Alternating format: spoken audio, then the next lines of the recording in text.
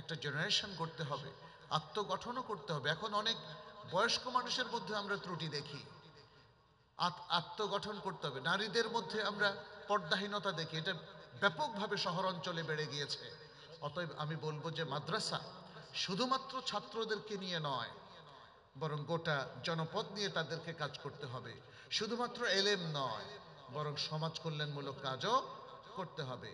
যখন কোনো এলাকায় বন্যা দেখা দেয়, সেখানে কিন্তু মাদ্রাসা শিক্ষক এবং ছাত্রদের অনেক করণীয় রয়েছে।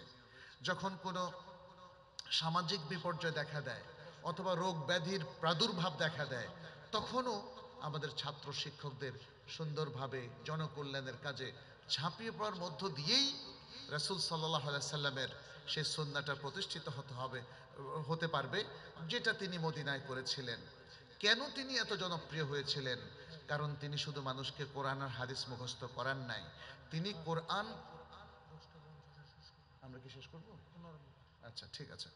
তা আমরা এভাবে যদি রাসূল সাল্লাল্লাহু আলাইহি সাল্লামের সুন্নাহকে ফলো করতে পারি, তার শিক্ষা ব্যবস্থার যে টেকনিকটা আমরা দেখি তিনি বাস্তবায়ন করেছিলেন মক্কা থেকে এসে মদিনায়, এবং ফলে মদিনায় একের পর এক সাফল্য আমরা দেখি।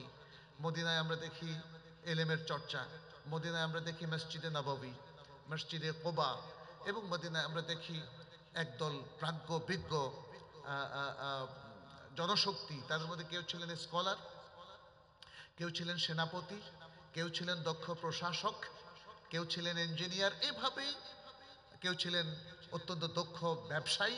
এভাবে পুরো সমাজ ব্যবস্থাকে তারা সুন্দর করে তৈরি করেছেন। প্রিয় ভাইরা, নবী সাল্লাল্লাহু আলাইহি সাল্লামের সেই টোটাল এবং সর্বাত্মক যে এডুকেশন সিস্টেম, সেটাকে যদি আমরা রোল মডেল হিসাবে, আদর্শ হিসাবে গ্রহণ করতে পারি, তাহলে আজকের সমাজটা পাল্টাবে। অন্যথায় গতানুগতিক রেগুলার পন্থায় এই সমাজের কোনো পরিবর্তন সম্ভব নয়। আল্লাহ সুবহানাহু ওয়া তাআলা বলছেন, লাকাদ কানা লাকুম ফি রাসূলিল্লাহি উসওয়াতুন হাসানাহ লিমান কানা ইয়ারজুল্লাহা ওয়াল ইয়াউমাল আখিরা ওয়া যাকারাল্লাহ কাসীরা। নিশ্চয়ই রাসূলুল্লাহর মধ্যে তোমাদের জন্য রয়েছে উত্তম আদর্শ, যারা আল্লাহ এবং আখিরাত দিবসের প্রত্যাশা করে এবং আল্লাহকে বেশি বেশি স্মরণ করে। নবী সাল্লাল্লাহু আলাইহি ওয়াসাল্লাম তিনি যে আদর্শ নিয়ে এসেছেন, সেটাই আমাদের জন্য শিরোধার্য, যেটি আল্লাহ সুবহানাহু ওয়া তাআলা কোরআনে বারবার উল্লেখ করেছেন, ওয়ামা আতাকুমুর রাসূলু ফাখুযুহু ওয়ামা নাহাকুম আনহু ফান্তাহু।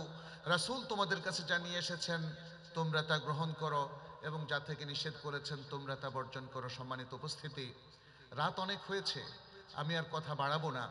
আমি শুধু এতটুকুই বলবো, সারা বিশ্বের সামগ্রিক উন্নয়নের জন্য আল্লাহ সুবহানাহু ওয়া তাআলা মুসলিম উম্মাহকে পাঠিয়েছেন। কুনতুম খায়রা উম্মাতিন উখরিজাত লিন-নাস, এই আয়াত থেকে সেটি স্পষ্ট। অতএব সেই দায়িত্ব পালনের উপযোগী করে আমাদেরকে তৈরি করতে হবে, আমাদের জেনারেশনকে, আমাদের প্রজন্মকে তৈরি করতে হবে, আমাদের শিক্ষা প্রতিষ্ঠানকে সেই রকম মানসম্পন্ন শিক্ষা প্রতিষ্ঠানে পরিণত করতে হবে।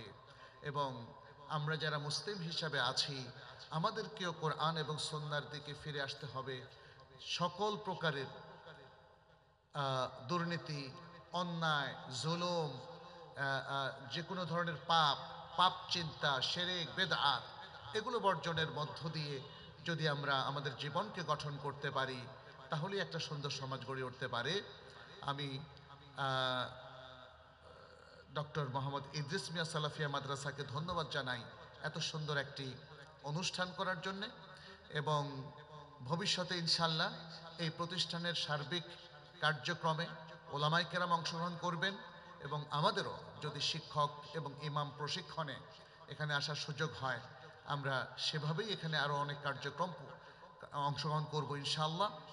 আপনাদের সবার উত্তরাত্তর সাফল্য কামনা করি।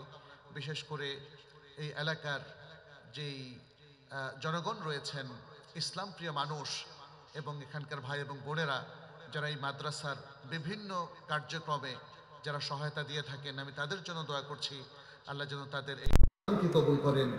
আল্লাহ যেন এই প্রতিষ্ঠানে যারা শিক্ষকতার দায়িত্ব পালন করছেন তাদের অবদানকে কবুল করেন, এবং যারা এই প্রতিষ্ঠানে সার্বিক আর্থিক অনুদান দিয়ে প্রতিষ্ঠানকে চালিয়ে নিচ্ছেন, আল্লাহ যেন তাদের সে অনুদানকেও কবুল করেন, এবং এই প্রতিষ্ঠানকে দেশের সেরা শিক্ষা প্রতিষ্ঠানে পরিণতকরণের মধ্য দিয়ে আমরা যেন একটা ভবিষ্যৎ জেনারেশন গড়ে তুলতে পারি, খুলনা জেলার শ্রেষ্ঠ শিক্ষা প্রতিষ্ঠানে যেন এটা পরিণত হয়, সেই দোয়া রেখে এবং সবাইকে ধন্যবাদ জানিয়ে আমি আমার বক্তব্য এখানে শেষ করছি। হাদা সাল্লাল্লাহু ওয়াসাল্লাম আলা নবিয়িনা মুহাম্মদ ওয়া আলা আলিহি ওয়া আসহাবিহি আজমাইন।